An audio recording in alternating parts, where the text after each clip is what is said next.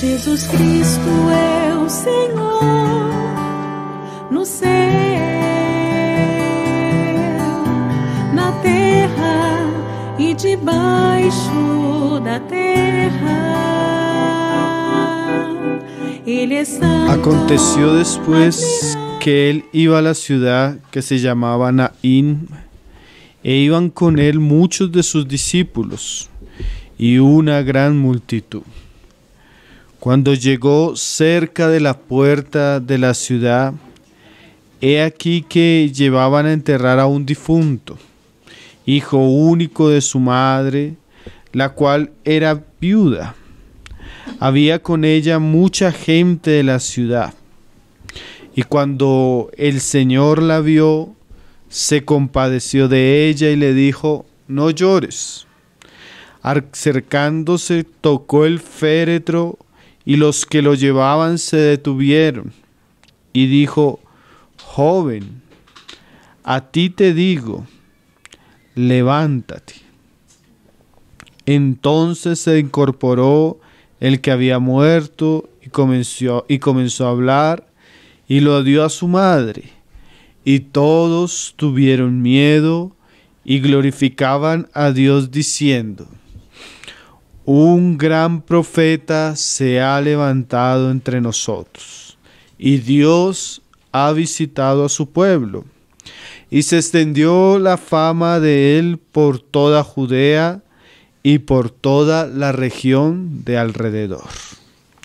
Entonces, continuando el relato de Lucas, el sábado pasado estuvimos viendo un poco la sanación del siervo del centurión.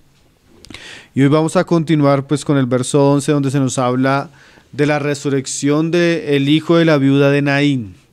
Entonces vamos a comenzar otra vez a leerlo y bueno, vamos a comenzar a meditar un poco en el pasaje que hoy nos corresponde. Dice ahí en el 11, aconteció después. Eso quiere decir que la historia que viene narrando Lucas, la sanación del siervo, está ligada a este evento. Cuando leamos este evento y los siguientes pasajes, vamos a ver que parece ser que Lucas tiene la intención de ligar estos eventos con una pregunta que surge en el corazón de Juan el Bautista. Ahí dice, aconteció después puede haber sido el mismo día o unos días después. El evangelio no es claro, pero dice aconteció después, que él iba a la ciudad que se llamaba Naín, e iban con él muchos de sus discípulos y una gran multitud. Cuando llegó cerca de la puerta de la ciudad, aquí que llevaban a enterrar a un difunto hijo único de su madre, la cual era viuda, y había con ella mucha gente de la ciudad. Este pasaje es exclusivo del Evangelio de Lucas, narra este milagro que no acontece o no es narrado en los otros evangelios. Y bueno, como lo vamos a ver, es un milagro que va a sobresalir entre los milagros que el Evangelio de Lucas ha narrado y que tiene un propósito muy especial. Ahora, antes de ver un poco el asunto del milagro como tal, es interesante resaltar, hermanos, que para Jesús era importante pasar por Naín. Naín era una ciudad que quedaba aproximadamente 10 kilómetros de distancia de Nazaret, que era la ciudad donde el Señor nació y creció, y más o menos a una distancia de 30 y algo kilómetros de Capernaum, que era la ciudad donde el Señor moraba y estaba ejerciendo su ministerio. El milagro que el Señor hace en Capernaum, el milagro que nos narra el pasaje anterior, lo había hecho en Capernaum, ¿se acuerda? El milagro del siervo del centurión. Ahora dice que Jesús se dirige a esta ciudad. Esta ciudad solo es nombrada, ni siquiera era una ciudad, era una pequeña aldea. Solo es nombrada en el Evangelio de Lucas, en esta situación. Una ciudad poco conocida. Dice que quedaba alrededor del monte Hermón, y en el pasado Elías había pasado por ahí, y algo se dice de Saúl, pero no era una ciudad muy conocida o muy importante en la época. Lo importante es que Jesús pasó por ahí, y lo importante es que sucedió este gran milagro a la puerta de esta ciudad.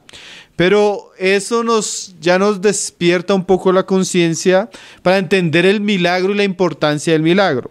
Si ustedes quieren ir conmigo ahí al Evangelio de Lucas, en el capítulo 4, verso 42, cuando Jesús estaba haciendo muchos milagros en Capernaum, en una situación, en un evento anterior a lo que estamos viendo hoy. Eso ya lo estudiamos en el Evangelio. Él dice algo muy interesante. Dice ahí Lucas 4:42, que cuando ya era de día, si ustedes recuerdan, es el pasaje donde Jesús ha hecho muchos milagros el día anterior.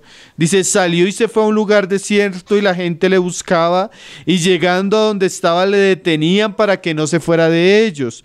Pero él les dijo, es necesario que también a otras ciudades anuncie el evangelio del reino de Dios, porque para esto he sido enviado. O sea que el Señor no quería restringir su ministerio a Capernaum, sino para él era necesario ir a otras ciudades y aldeas.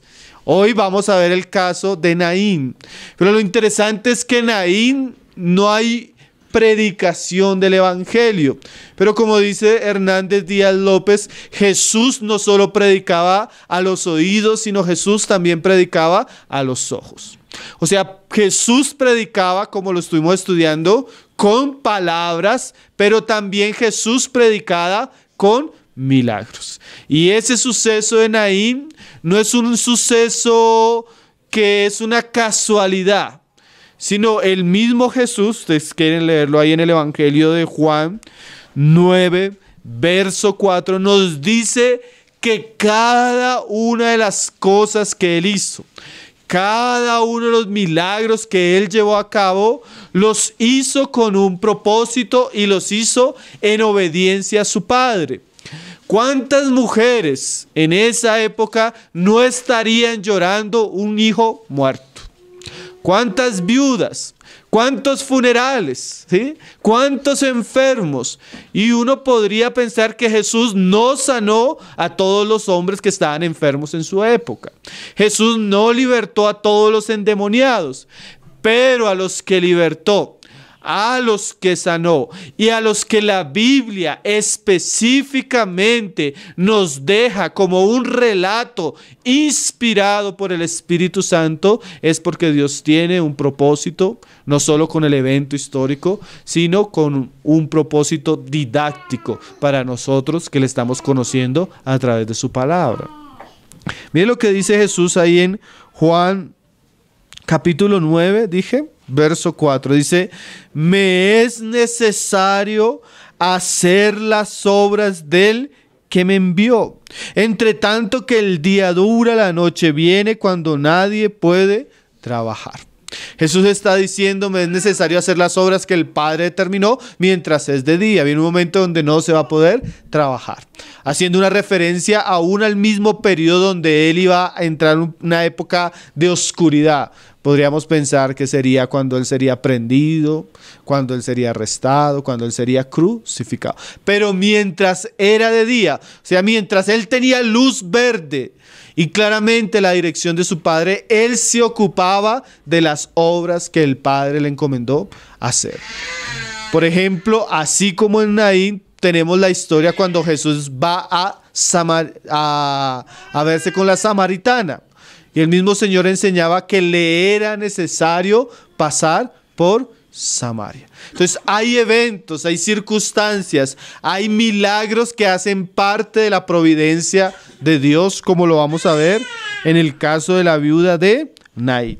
Y el último pasaje que es interesante ahí en Juan, podríamos leerlo, Juan 5, verso 36, nos va a servir de llave hermenéutica.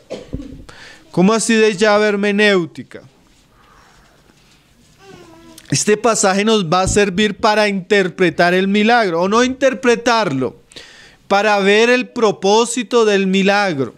Porque a veces nosotros nos centramos muchos en el milagro y perdemos de vista lo que Dios está haciendo, ¿sí? La vez pasada leíamos el caso del centurión y es interesante que hablábamos con algunos hermanos después que muchas veces habían escuchado el milagro de la sanación del siervo, pero se resaltaba mucho el milagro y se perdían las otras circunstancias. Se perdía el carácter del centurión, lo que el Señor hizo, y a veces sucede eso con los milagros. Nosotros vemos el milagro, pero no vemos el propósito del milagro. No vemos lo que nos enseña el pasaje alrededor. Entonces dice Juan 5, verso 36. Hablando del ministerio de Juan y ahora comparándose con el suyo. Mas yo tengo mayor testimonio que el de Juan, porque las obras que el Padre me dio para que cumpliese, las mismas obras que yo hago. O sea, el Padre le dio una cantidad de obras al Hijo para que el Hijo las cumpliese. Y esas mismas eran las que Él hacía, ¿sí? Podemos decir que Jesús no sanó a uno más, pero tampoco sanó a uno menos. No fue a una ciudad más, pero tampoco fue a una ciudad menos de las que el Padre le había dicho que fuera. Y dice, las mismas obras que yo hago. ¿Qué hacen esas obras? Miren lo que dice Jesús a los fariseos. Dan testimonio de mí.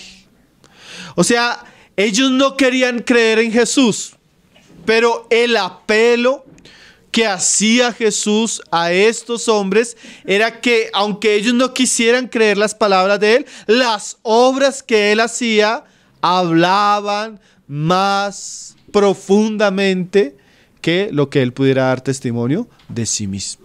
Entonces, cuando nosotros vemos estos milagros, entonces cuando nosotros leemos estos pasajes, sí, definitivamente hay personajes muy interesantes, la viuda, el muerto, pero hay algo todavía mayor en el milagro y es Jesús. Amén. Por eso les decía, este pasaje nos sirve para leer el milagro, leer la historia y entender por qué Dios inspiradamente la dejó.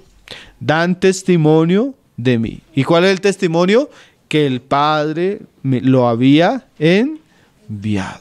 Entonces Jesús no hace nada sin propósito o por capricho. Ese que le era necesario pasar por Naín es muy, muy providencial y muy importante para lo que vamos a ver. Entonces volvamos al pasaje de Lucas. Lucas 7, verso 11. Podemos decir que esa ida, esa visita a esta pequeña aldea era preparada por Dios Padre desde la eternidad para que Jesús llegara en este momento indicado y pudiera suceder lo que leímos que sucedió. Dice ahí, Lucas 7, verso 11. Aconteció después que él iba a la ciudad que se llamaba Naín, un día de camino de Capernaum a pie.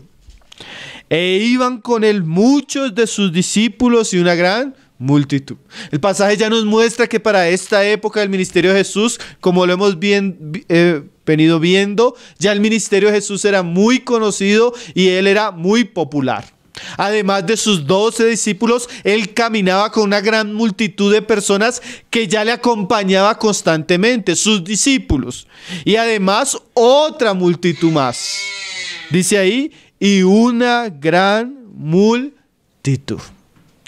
Cuando llegó a la puerta de la ciudad, y he aquí que llevaban a enterrar a un difunto, hijo único de su madre, la cual era viuda, y había con ella mucha gente de la ciudad. Entonces, el hermano, creo que Wayne Grudem, él dice lo siguiente: se encontraron dos caravanas, la caravana de la vida con Jesús, el autor de la vida, el Hijo de Dios, pero también había otra caravana, la caravana de la muerte. También con un hijo, pero un hijo muerto. También con muchos seguidores, pero lamentándose y llorando. Dos caravanas, la caravana de la vida, la caravana de la muerte. Y es interesante que se encuentran en el punto principal de la ciudad, la puerta de la ciudad. Porque en los tiempos bíblicos, haga de cuenta usted como que cuando usted va a un pueblo, toda la vida del pueblo gira alrededor del parque del pueblo. ¿Se ha visto eso? Está el templo católico, está el parque al frente y todo el domingo la gente sale al parque. Sí, así era la puerta de la ciudad en los tiempos bíblicos. Las personas importantes, las relaciones, todo giraba en la puerta de la ciudad. Y se encuentran estas dos caravanas, la caravana de Jesús con sus discípulos y la caravana del féretro con una mujer viviendo una pena terrible.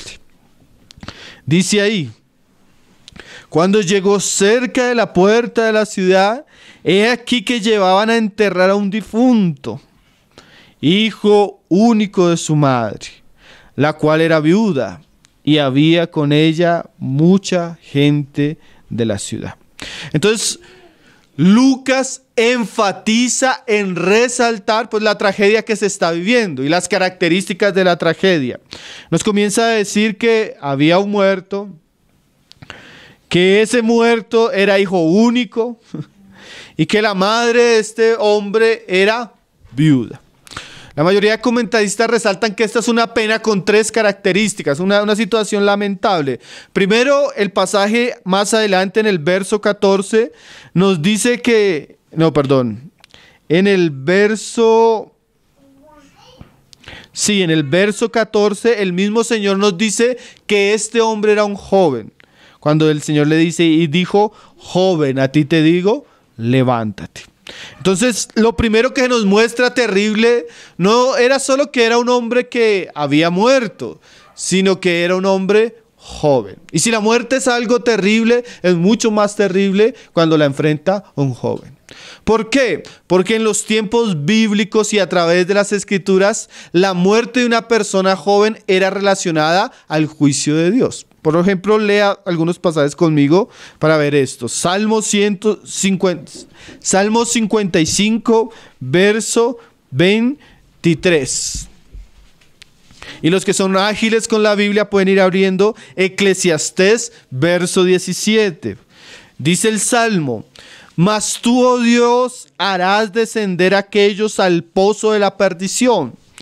Los hombres sanguinarios y engañadores no llegarán a la mitad de sus días, pero yo en ti confiaré.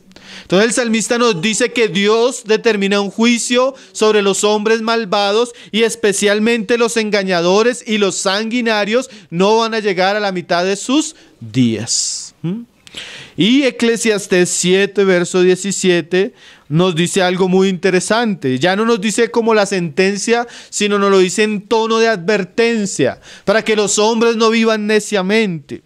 Eclesiastés 7, verso 17 dice: no hagas mucho mal ni seas insensato. Y pregunta: ¿por qué habrías de morir antes de tu tiempo? O sea que naturalmente el hombre tiene un tiempo para vivir, ¿sí? Sus días, su cuerpo, su salud físicamente daría para vivir él cierto tiempo. Pero la necedad, el engaño, la violencia, la maldad del corazón hace que a veces Dios determine que un hombre muera prematuramente, ¿sí? Eso es una sentencia, pero también eso es una advertencia. Muchos hombres viven poco tiempo por causa de su necedad. Y es triste cuando Jesús se encuentra con un funeral de un joven. Y si es triste ir a un funeral, hermano, más triste cuando el funeral es de una persona joven, ¿sí? ¿Cómo consolar a unos padres cuando su hijo muere? Una vez yo hablaba con unas personas que habían experimentado esto y la hermana decía: es que no es justo que un papá entierre a un hijo. Porque si la muerte es terrible, es más terrible en un joven, ¿cierto? Ahora, además de que era joven, el pasaje nos dice ahí en el verso 12 que era hijo único. O sea, si ya perder un hijo joven es algo terrible, más terrible cuando es el único hijo, ¿cierto? Y eso son cosas, parece ser que el Señor escogió esta situación, que eran situaciones que caracterizaban cosas como la que estamos viendo. La muerte en la juventud ya es un juicio, pero también es un juicio cuando una familia, los varones de esa familia son cortados. ¿Usted recuerda el caso de Esther? De Ruth y de Noemí. Era un juicio terrible, había muerto el papá y los hijos. Y eso en Israel era una señal de un juicio severo. Dios había querido extirpar ese apellido de la nación. Dios había querido extirpar esa descendencia. Dejó sin genealogía a esa familia. Por ejemplo, vamos a leer algunos pasajes para que usted no piense que yo lo estoy resaltando mucho. Jeremías 6, verso 26. Era tan común que esta situación representaba un dolor y una pena tan grande que se volvió un dicho. Y el dicho era algo así, como el dolor cuando se pierde el hijo único. Era un refrán en Israel y Dios lo usa mucho en las profecías para anunciar un dolor tremendo en la nación, ¿sí? Era como un refrán, era como decir que no existe mayor dolor que perder a un hijo único. Lo hace Jeremías, Amós, Zacarías. Jeremías 6:26 dice: hija de mi pueblo, cíñete de cilicio y revuélcate en ceniza. Ponte luto, y ahí está el cómo, como por un hijo único. Llanto de amarguras, porque pronto vendrá sobre nosotros el destruidor. Entonces usted va a poder leer varios pasajes, hay muchos, donde Dios compara una gran tragedia o una gran pena que viene sobre la nación de Israel, como cuando se pierde un hijo único. Entonces no solo era hijo único, sino además era joven. Y además otro ingrediente que tiene la situación, que es terrible, es que la mujer era viuda. Sí, por lo menos hubiera sido casada, pero no era casada. Era una mujer viuda que estaba perdiendo a su único hijo. Ahora, ¿qué escenario más lamentable? Pero recuerde, ese es como el paño de fondo. Hasta ahora como que nos estamos introduciendo en la situación. Y el Señor pone estas características porque esta situación terrible va a manifestar algo. Recuerden lo que leímos en Juan. Porque las obras que yo hago dan testimonio de mí. Ahora volvamos a Lucas 7 y veamos lo que sucedió cuando el Señor se encontró con esta mujer que estaba enterrando a su único hijo. Una mujer viuda. Probablemente ella no iba a tener cómo sostenerse. Una mujer en el primer siglo, en el ambiente y la cultura judía, generalmente no trabajaba. Ellas o comenzaban a vivir mendigando o terminaban prostituyéndose si no tenían la posibilidad de volverse a casar. Entonces el hijo muere, con él mueren las esperanzas, con él mueren los varones de la casa. Y es una situación terrible, ¿no? Ahora dice en el verso 12. Cuando llegó cerca de la puerta de la ciudad, o sea, Jesús y su caravana, he aquí que llegaban aún a enterrar a un difunto, hijo único de su madre, la cual era viuda. Y había con ella mucha gente de la ciudad. Y cuando el Señor la vio, mira esa frase, se compadeció de ella y le dijo: no llores. Ahora este pasaje es interesante porque va a volver nuestros ojos a Cristo. El pasaje del centurión que estuvimos estudiando la vez pasada, resaltamos muchas características del centurión y la misma fe del centurión, ¿recuerdan?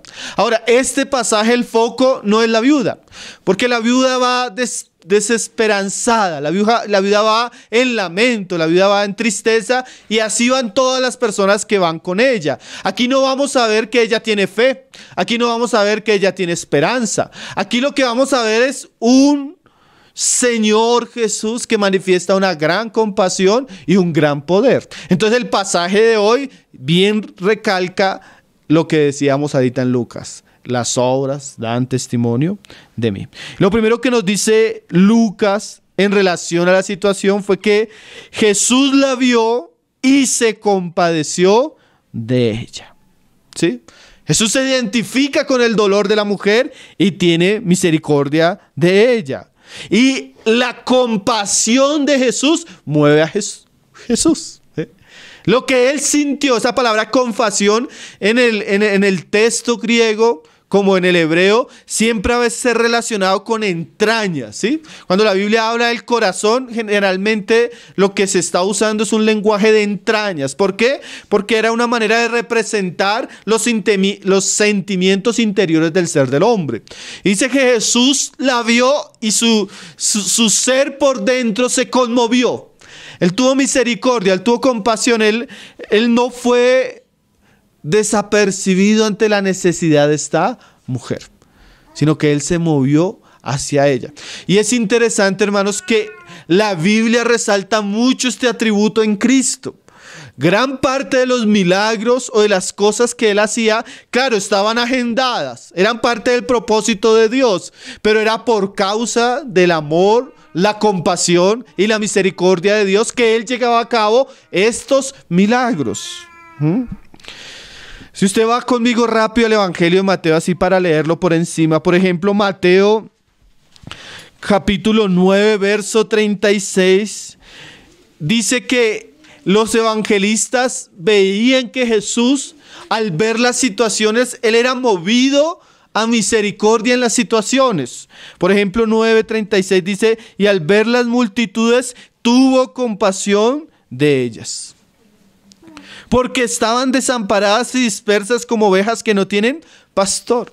Y es interesante que los evangelistas resaltan esto en Jesús, porque generalmente el ambiente religioso y fariseo de la época era un ambiente donde ellos eran muy legalistas en las obras, en las ceremonias, pero donde las personas, especialmente que expresaban la religión judía, no tenían amor, no tenían misericordia y no practicaban justicia. ¿Se acuerda que Jesús les decía eso? Ustedes han olvidado lo importante de la ley. ¿Qué era lo importante de la ley? El amor, la misericordia y la justicia. Entonces, ¿qué era lo que pasaba? Ellos manifestaban una actitud muy seria en cuanto a la religión y a las ceremonias, pero ellos no manifestaban tener un corazón hacia las personas. ¿Sí? Y los discípulos, al ver a Jesús, resaltan eso. Y es interesante que eso se resalte, porque es más fácil recordar qué enseñó Jesús, pero recordar una actitud es diferente. Yo no sé si usted me estoy haciendo entender, hermano. Por ejemplo, digamos, íbamos caminando y el hermano dijo esto, el hermano hizo esto. Pero es muy difícil decir, íbamos caminando y el hermano tuvo misericordia. Porque ese tipo de sentimientos a veces no se ven. ¿Me estoy haciendo entender, hermano? Pero ellos lo veían en Jesús. O sea que esto era algo que no sabemos de qué manera Él lo expresaba, pero ellos lo veían. Ellos veían en Jesús a alguien diferente a los fariseos. Ellos veían en los fariseos personas religiosas, personas celosas, pero que no tenían amor. Pero en cambio, cuando ellos veían a Jesús, ellos veían que Él se compadecía de las personas. Ese es un atributo muy interesante, hermano. Ojalá nosotros también podamos ser conocidos como Jesús, en el sentido de no que somos muy estrictos con la religión externa y ceremonial, sino que nuestro corazón tiene amor y compasión por las personas, ¿no? ¿Cierto? Que eso se pueda ver, ¿no? Por eso le digo que este pasaje, a diferencia tal vez de otros pasajes, era Jesús no predicando a los oídos, sino Jesús predicando a los ojos. Alguien decía, el mundo está hastiado de nuestras palabras, quiere ver nuestras obras. ¿Sí? Hablando del cristianismo. Porque a veces nosotros hacemos mucho, pero la gente no ve que tengamos amor hacia ellos, misericordia, compasión, ¿no? Y eso hace la diferencia, por lo menos hacía la diferencia entre Jesús y los fariseos de su época. Más adelante dice otro pasaje, Mateo 14, verso 14, dice, y saliendo Jesús vio una gran multitud y tuvo compasión de ellos y sanó a los que de ellos estaban enfermos. Mateo 20, verso 34 dice, entonces Jesús compadecido. Esa frase, ¿no? Dice, le tocó los ojos y enseguida recibieron la vista y le siguieron 2 ciegos. Le hacen una petición a Jesús y dice la Biblia que Jesús compadecido. Es difícil explicar qué significa eso, ¿no? Pero lo que podemos ver es que Jesús tuvo compasión. A veces eso se ve, ¿no? Por ejemplo, yo recuerdo una vez que unos hermanos me contaban que estaban almorzando, llegó una persona a pedir comida en el lugar y uno de los hijos del hermano se sintió tan triste a ver al mendigo pidiendo que cogió la hamburguesa a él y fue y se la regaló. Dicen los papás que el niño comenzó a llorar, que se sintió muy triste por la situación del hombre. Entonces, ¿qué muestra eso? Hubo un sentimiento que inundó al niño y que lo llevó a actuar. Entonces, la Biblia nos muestra que uno de los atributos, hermano, que caracterizaba a Jesús era su compasión. Él tenía misericordia de los demás. Ahora mire lo que dice Tozer en relación a este atributo. En forma de oración. Él no está describiéndonos el atributo, sino él está orando en la introducción de su libro para describir la misericordia de Dios. Y él dice así: Padre Santo, tu sabiduría estimula nuestra admiración. Tu poder nos llena de temor. Tu omnipotencia y omnipresencia convierte todos los rincones de la tierra en suelo sagrado. Pero ¿cómo agradeceremos tu misericordia, que desciende hasta lo más bajo de nuestra necesidad para darnos gloria en lugar de ceniza, óleo de alegría en lugar de luto, manto de alegría en lugar de espíritu angustiado? Esa frase de Tozer, ¿no?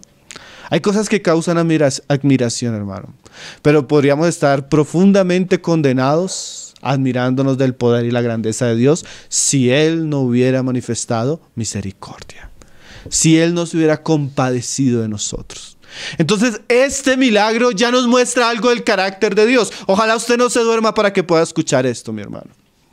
Este milagro nos muestra que Jesús fue compasivo ante el funeral de la muerte.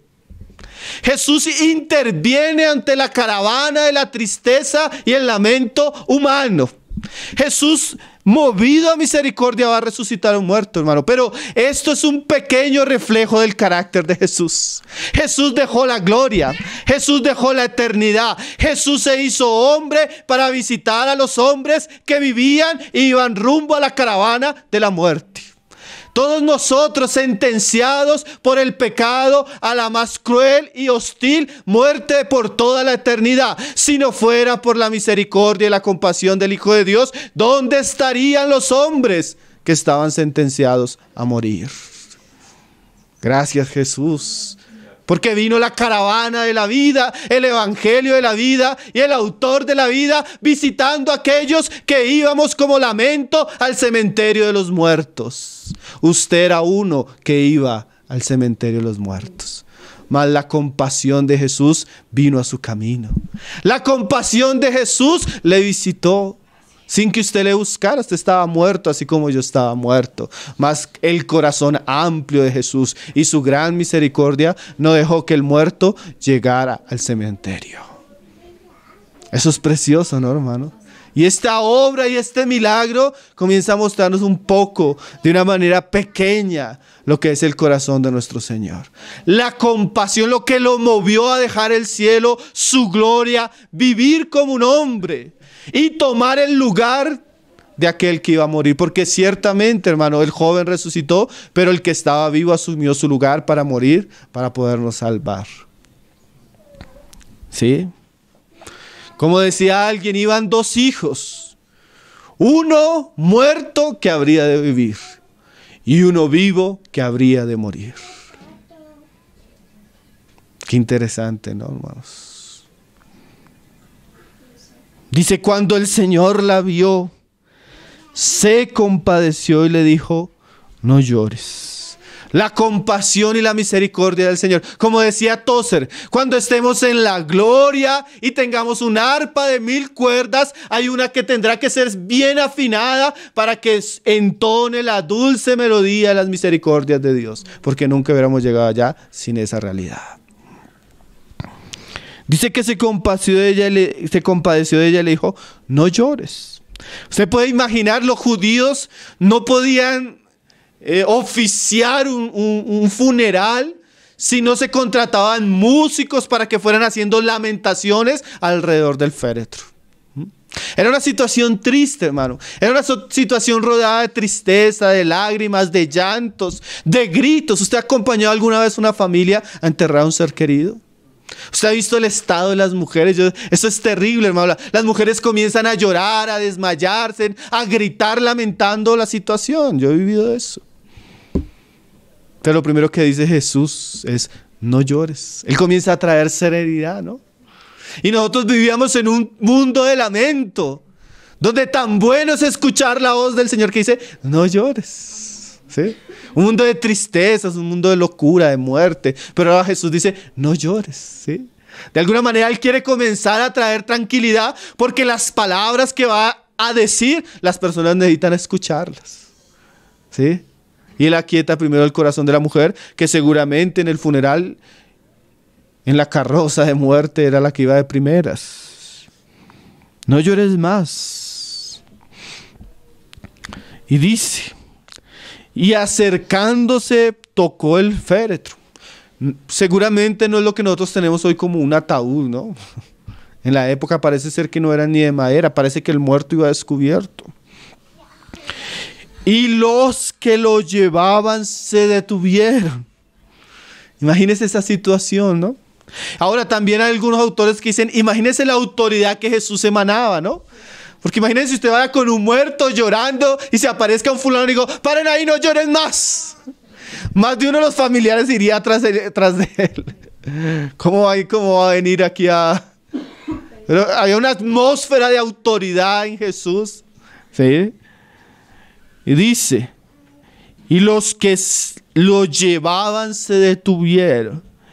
Y dijo: joven, a ti te digo, levántate. Ahora vamos a ver dos asuntos que se unen en Jesús de una manera preciosa en este pasaje: la misericordia de Jesús y el poder. Jesús no oró. Hermano, este milagro, el milagro de la resurrección de este joven, como el milagro de Talita, como el milagro de Lázaro, es muy diferente a otros milagros sobre la resurrección. Por ejemplo, Pedro, él también ora y una mujer resucita en el libro de Hechos. Por ejemplo, tenemos a Elías y a Eliseo, que ya en el pasado ellos habían hecho este tipo de milagros. Ellos habían orado y las personas habían resucitado. Ahora, lo interesante de Jesús es que Jesús no ora para que el muerto resucite. Él ordena y el muerto resucita. Eso es bien diferente, porque ¿quién era el que estaba acá? El autor de la vida. ¿Quién era el que estaba acá? El que creó los cielos y la tierra y todo lo que en ellos hay por la palabra de su poder. No era un profeta orando a Dios. Usted ve que cuando Elías está en la casa de la viuda y se muere el hijo de la viuda, Elías se mete en un problema, ¿no? Tú viniste acá y estás trayendo sobre mí estos pecados. Y Elías queda como en una encrucijada. Tráeme al muchacho, y comienza a hacer una cantidad de cosas a ver si Dios resucita al muchacho. Gracias al Señor escuchó a Elías y lo resucitó. Jesús no, hermano. Jesús manda y el lugar de los muertos obedece, hermano. Jesús le dice al joven: levántate, y el joven vuelve a la vida. ¿Sí? ¿Qué dice Juan? Mira lo que dice Juan ahí en el Evangelio de Juan 1, verso 3 y verso 4. Porque Juan, como los otros apóstoles, están viendo. Y cuando ellos comienzan a caminar con Jesús, Jesús comienza a revelarse y estas obras dan testimonio de él. ¿Y a qué conclusión llegaron los apóstoles cuando vieron estas obras? Mire la conclusión a la que llega Juan después de haber caminado con Jesús estos 3 años y de haber visto los milagros que Jesús hizo. Dice así, hablando de Jesús en el verso 3: todas las cosas por él que fueron hechas. Para Juan, a diferencia de las personas de Naín, Jesús no era un profeta. Jesús no era la manifestación de la misericordia de Dios y el poder de Dios como lo había sucedido en los tiempos de los profetas. Para Juan, Jesús era el creador del universo. Todas las cosas que por él fueron hechas. Y mire lo que dice, y sin Él nada de lo que ha sido hecho fue hecho. Y mire lo que dice, en Él estaba la vida. O sea que Juan, al ver a Jesús, no solo vio a alguien que tenía la capacidad de operar grandes sanidades o libertar demonios, sino vio en Jesús aquel que tiene el poder sobre la muerte y sobre la vida. Aquel que es todopoderoso, aquel que crea de la nada y aquel que dice sea y es hecho. Aquel que dice viva y vive. Dios hecho carne. Tremendo, ¿no? Porque este milagro es como el pico de la montaña de los milagros que Lucas nos había venido narrando. Jesús había sanado a muchos, Jesús había libertado a muchos, pero Jesús comienza a manifestar un poder extracomún, un poder que no era algo común ni de los profetas, algo no era común ni en Moisés. Ni siquiera en Juan el Bautista. Juan el Bautista, ¿qué hizo? Predicaba y la gente se arrepentía, pero no hizo ni un solo milagro.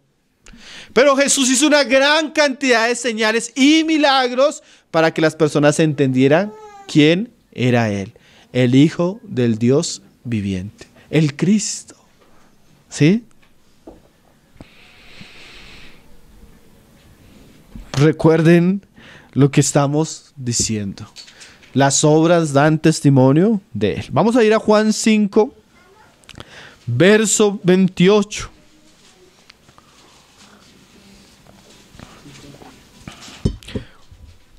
Jesús viene hablando varias cosas. Viene hablando que el Padre le dio autoridad. Los judíos no podían creer eso. Viene hablando que el Padre le había dado vida en sí mismo y Él tenía poder para dar vida. Y los judíos estaban escandalizados por eso. Y ahora Jesús va a llevar su verdad a un punto todavía más alto, más maravilloso, más glorioso. Esto es, hermano, cuando estamos entrando en estos asuntos nos introducen en la deidad. Nos introducen en cualidades exclusivas de Dios. Nos introducen en atributos que solo pertenecen a Jehová, el Dios eterno. Mostrando que la naturaleza del Hijo, Él era Dios con el Padre. Como dice Juan 1:1, ¿no? En el principio era el Verbo, y el Verbo era con Dios, y el Verbo era Dios. Dice ahí, Juan 5, verso 28. O sea, Él viene hablando varias cosas. Pero mira lo que les dice. No os maravilléis de esto. O sea, si lo que les estoy diciendo ya les causa maravillas, esperen y verán lo que les voy a decir. Hay algo que les voy a decir que todavía es mucho más maravilloso de lo que ustedes han escuchado.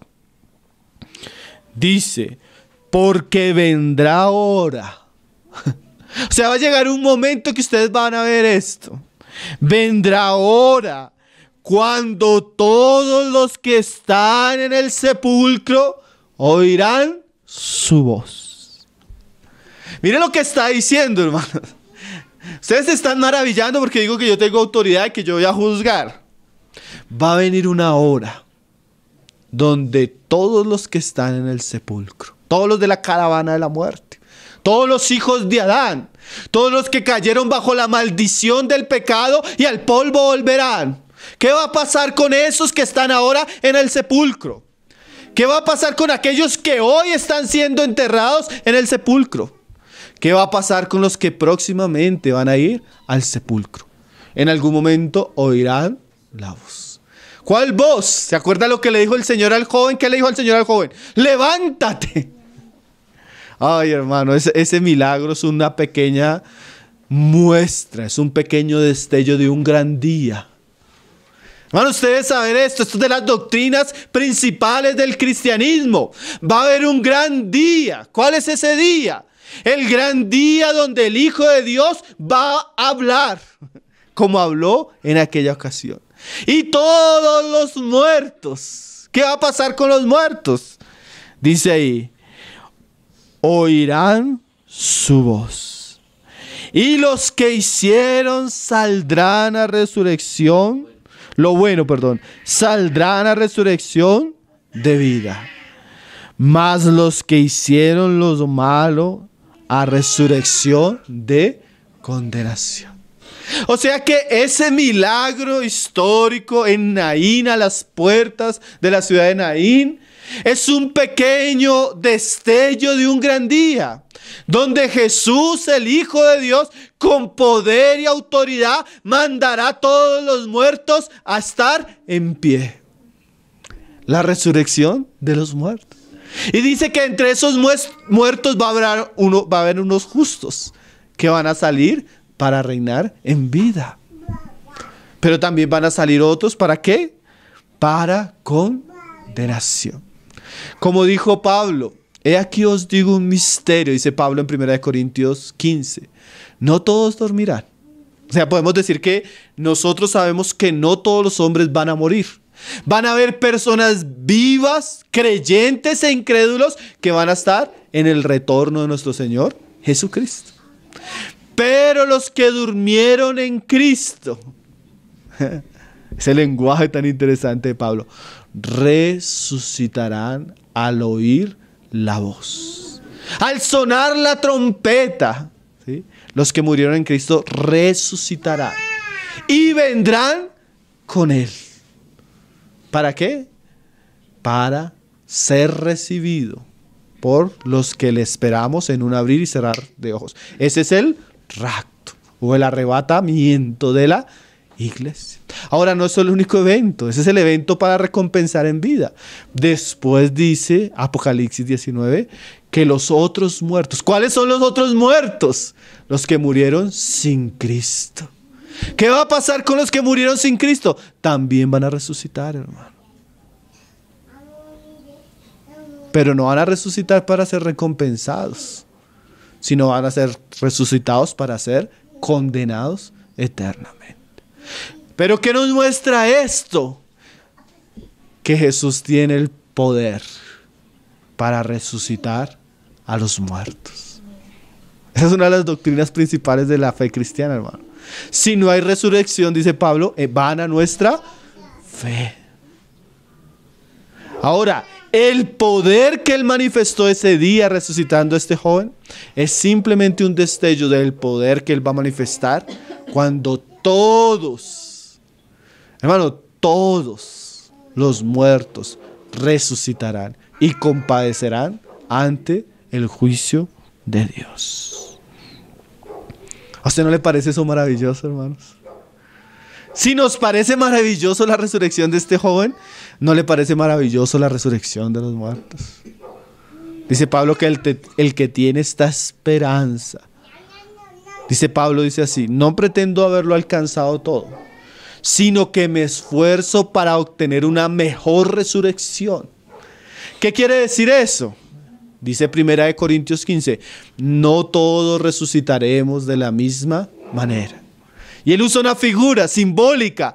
Así como usted ve en el cielo las estrellas, hay algunas que tienen diferente tamaño, diferente color, diferente luz.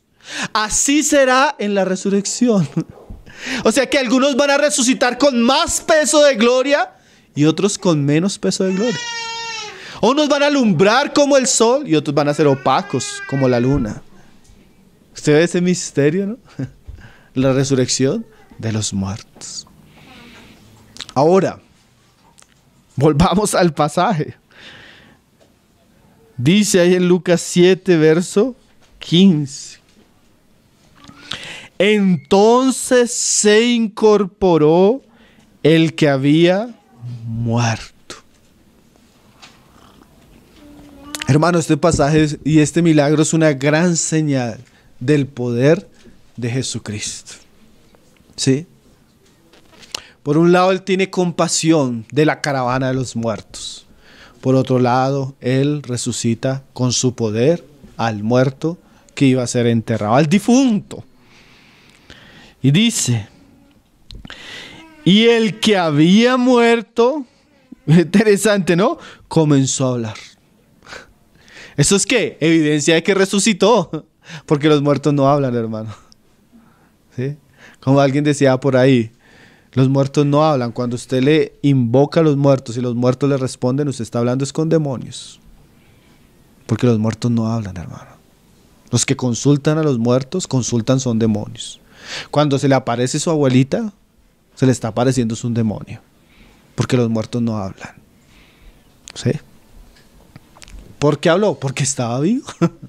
Es una señal de que imagínese la situación, hermano. Todo el mundo llorando, Jesús dice, detén, no llores, y a ti te digo, levántate, y el muchacho comienza a hablar. No, esto fue para caerse, ¿no? Que es lo que sucede después, dice. Y comenzó a hablar y lo dio a su madre. O sea, fue un milagro instantáneo, completo. Dice, y todos tuvieron miedo. ¿No? ¿Cierto? A veces cuando está el muerto en el ataúd y por los calambres de los músculos él hace así, la gente de una vez salta. Imagínense que el hombre pare y comience a hablar. Cosa terrible, ¿no? Lo veían ya blanco, ya tal vez, imagínense. Comienza a hablar y se para. Dice que todos tuvieron miedo. O sea, ellos vieron la grandeza del milagro y el poder de Jesús e inmediatamente dice ahí, y glorificaron a Dios. Por eso Jesús les decía, las obras que yo hago dan testimonio que el Padre me envió. Porque era evidente que un hombre normal, común, no tenía ese poder. ¿Sí? Entonces dieron gloria a Dios diciendo. Ahora, el hermano John MacArthur resalta que este pasaje de alguna manera opaca el milagro. Lo siguiente dice, un gran profeta se ha levantado entre nosotros y Dios ha visitado su pueblo. O sea, de alguna manera ellos pensaron que como Dios había visitado su pueblo en los tiempos de Moisés, como Dios había visitado su pueblo en los tiempos de Elías, como Dios había visitado su pueblo en los tiempos de los grandes profetas, estaba sucediendo. Ahora ellos no entendieron el milagro, hermano. Ellos no entendieron el milagro. El milagro era muy elocuente. El milagro era claro de que Jesús era más que un profeta. Jesús no hablaba como un profeta, hermanos. Cuando usted lee el Nuevo Testamento, Jesús no hablaba como un profeta. Y él decía, yo soy el que soy. Yo soy la vida, yo soy la resurrección. ¿Sí? Yo era antes de Abraham, decía Jesús. ¿Sí? Así no hablaban los profetas. ¿Sí? Los profetas oraban a Dios. Jesús hablaba con la autoridad de Dios. ¿Sí? Jesús es bien diferente a los profetas. El Islam, que es una falsa religión y una secta, cree que Jesús es un profeta, más que no era el Hijo de Dios. ¿Sí? Pero nosotros vemos por las Escrituras que aún los que vieron este milagro no entendieron el milagro. ¿Sí? Ahora miremos un pasaje paralelo de un milagro igual, donde las personas que fueron testigos entendieron el milagro. Y el Señor abre nuestros ojos para que nosotros podamos entender lo que está detrás del milagro, que es que conozcamos quién era Cristo. Vamos a leer el pasaje que contrasta ahí en Juan 11, verso 21, la resurrección de Lázaro y la conversación del Señor con Marta y con María, especialmente con Marta. Más llega el Señor al funeral de Lázaro, ahí en el 21, 11:21. Ah, sí, ya estaba enterrado. Y dice, ahí en el 11:21, y Marta dijo a Jesús, Señor, si hubieses estado aquí, mi hermano no habría muerto. Mas también sé ahora que todo lo que pida a Dios, Dios te lo dará. O sea, ahí está Marta en paralelo con los del pueblo de Naín. Y dice, Jesús le dijo, tu hermano resucitará. Porque una de las doctrinas que Dios había anunciado desde el Antiguo Testamento era la resurrección de los muertos. Daniel hablaba de eso, ¿no? La resurrección de los justos. Y dice, Marta le dijo, yo sé que resucitará en la resurrección en el día postrero. O sea, yo conozco la doctrina. Yo sé que ese evento va a suceder. ¿Sí? Pero mire lo que le dice Jesús. Le dijo Jesús, yo soy la resurrección y la vida. Ahora es interesante, hermano, porque la resurrección, aunque es un evento, la resurrección en realidad es el poder de una persona, que es Jesús. Va a suceder, ¿por qué? Porque Él va a decir, levántate. ¿Sí? O sea, va a ser una expresión del poder y de lo que Él es. Tanto que podríamos decir que los que están sin Cristo van a resucitar es para muerte. ¿Sí? El que cree en mí, eso es bien importante, ¿no? Aunque esté muerto, ¿qué? Vivirá. Así como alguien dijo, así como cuando alguien está durmiendo y para nosotros despertarlo es muy fácil, así para alguien que está muerto, resucitar por la palabra de Jesús va a ser muy fácil. ¿Sí entiende la comparación? ¿Cómo usted despierta a una persona? Ya, se despierta. Asimismo, es tan fácil para Jesús resucitar a los muertos, que con una palabra, todos los muertos, imagínese todos los muertos. Usted ha ido a los cementerios, hermano, cuántos muertos, ¿no? En nuestra generación, ¿no? ¿Cuántos muertos a través de la historia? ¿Cuántos hijos de Adán, hermano?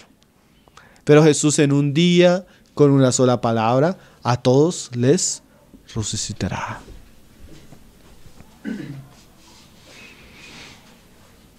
Y todo aquel que vive y cree en mí, no morirá eternamente.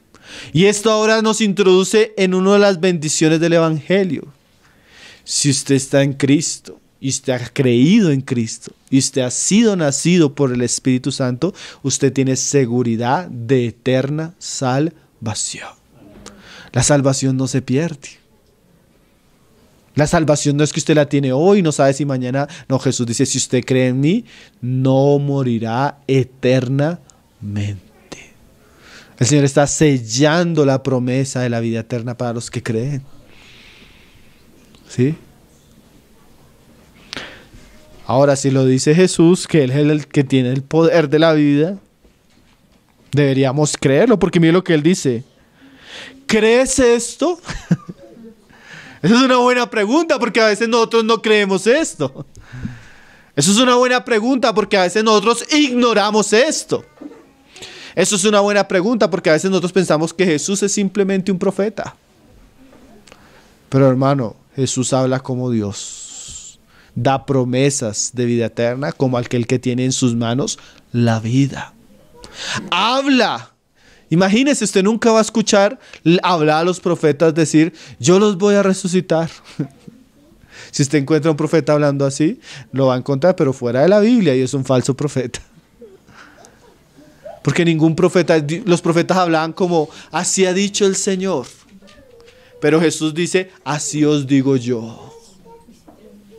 ¿Usted ve la diferencia? ¿Sí?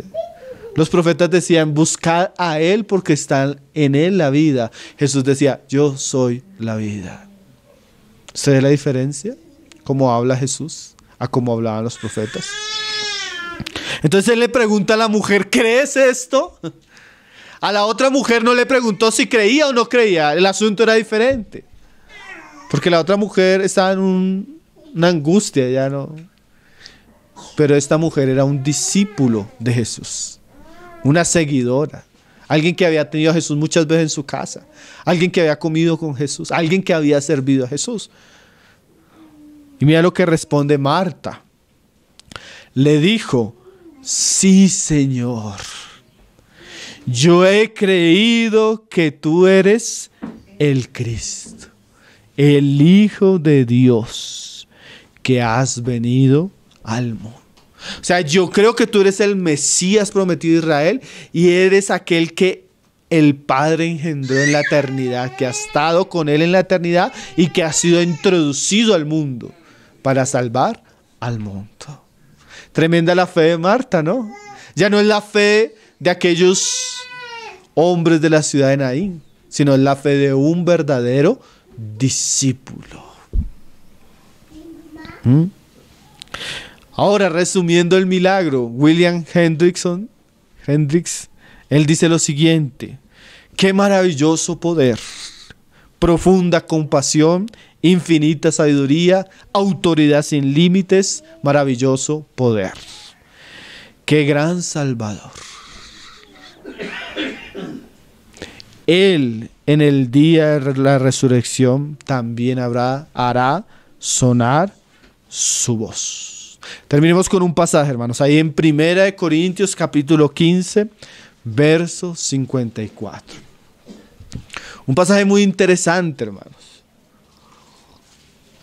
Porque usted necesita saber esto. Como creyente usted necesita llenarse de estas promesas del Evangelio. El féretro de la muerte, la caravana de la muerte y el poder de la muerte y el reino de la muerte tiene un tiempo, hermano.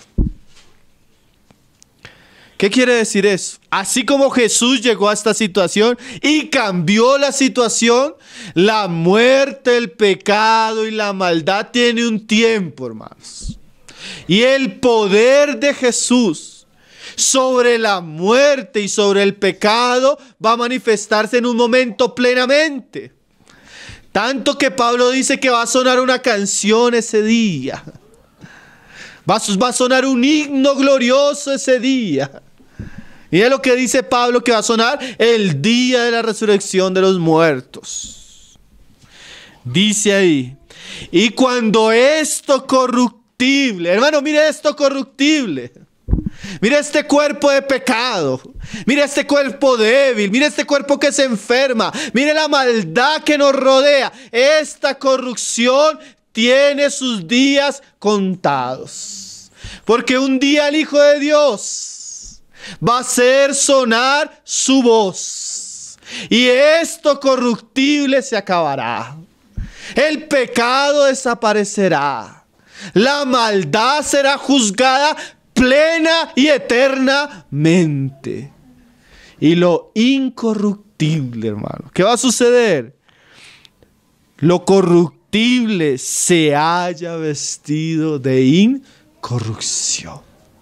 O sea, tendremos un cuerpo que ya no tendrá debilidad.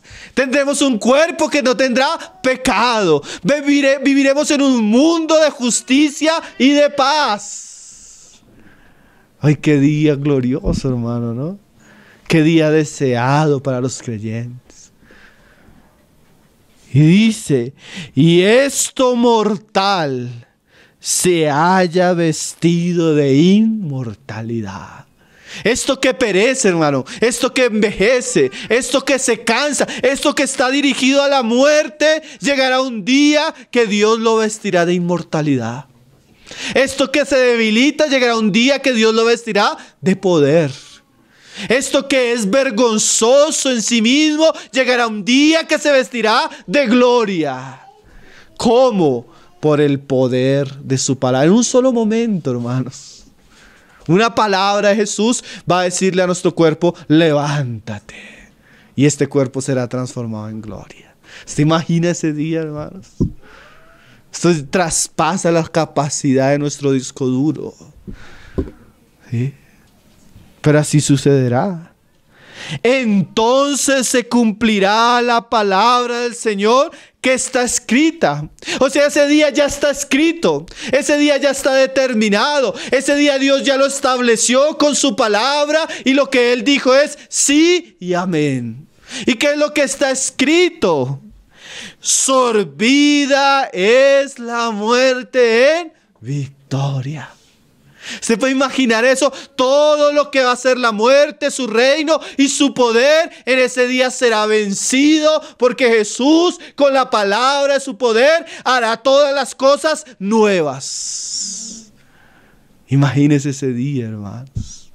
Ya no habrá tristeza, ya no habrá llanto ese día, ya no habrán lamentos. O los habrá, pero en un lugar eternamente. Pero para nosotros ese día va a ser un día de victoria.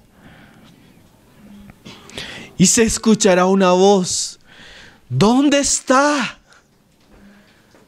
¿Dónde está el que os atribulaba? ¿Dónde está el que os llevaba a la maldad? ¿Dónde está la muerte? ¿Dónde está su poder? ¿Dónde está? Se preguntará ese día. Oh muerte, tu aguijón. Ese aguijón con el que hería a los hombres hijos de Adán. Ese aguijón con el que causaba tormentos y lamentos. ¿Dónde estará? ¿Dónde, oh sepulcro, tu victoria? Qué glorioso, hermano, estos asuntos, ¿no? Ese pequeño pasaje, esa pequeña obra en comparación a la gran obra nos muestra dos cosas, hermano. Por un lado, si no fuera la compasión de Jesús, todos iríamos y estaríamos presos bajo la condenación de la muerte. Mas la compasión de Jesús lo llevó a moverse a misericordia. Y el poder de Jesús nos asegura vida eterna, salvación y una esperanza gloriosa en la resurrección. Qué gran evento será aquel día, ¿no? En los que este cuerpo será absorbido por un cuerpo inmortal y de gloria. Entonces, el milagro de la resurrección, hermano, de este joven, es un pequeño destello de la compasión de Jesús, pero también del poder de Jesús. Gracias a Dios, nosotros también éramos ese difunto, hermanos. Y su voz, su compasión nos alcanzó. Y algún día, esa voz, hermano, que nos salvó por el Evangelio, se va a hacer oír para introducirnos, hermano, en el reino eterno de nuestro Señor. Como estamos estudiando en 2 Pedro, nosotros tenemos semejantes promesas: cielos nuevos, tierra nueva, cuerpo nuevo, donde habitará la justicia y la gloria del Señor. Ahora esto nos debe llevar a vivir, como estudiamos en Pedro, una vida santa, hermanos. Una vida que corresponda a ese llamamiento. El Señor nos llene de estas esperanzas, hermano, porque esas son las esperanzas que Jesús estableció en su evangelio para nosotros.